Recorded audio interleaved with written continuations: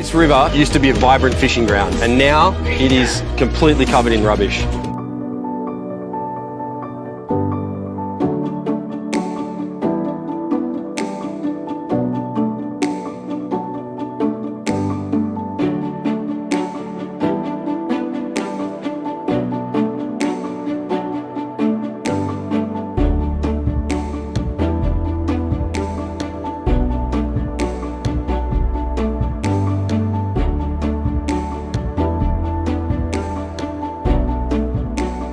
Our government is doing something on this problem. Collaborative effort po talaga siya kasi tinulungan nila kami.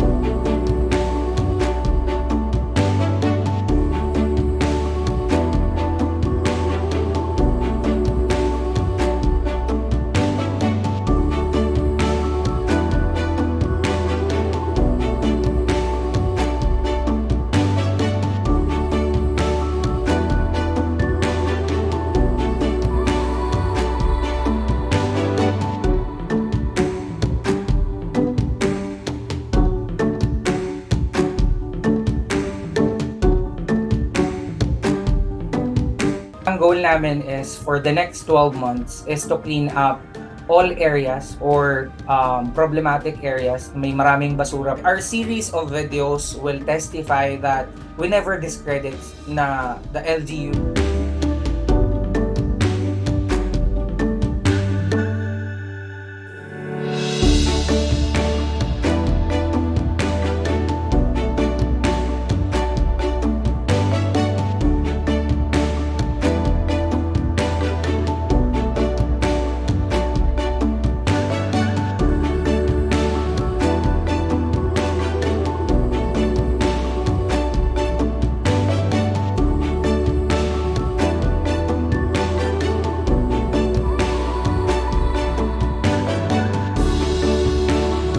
Makikita nyo to noon, wala ho kayong makikita ng tubig.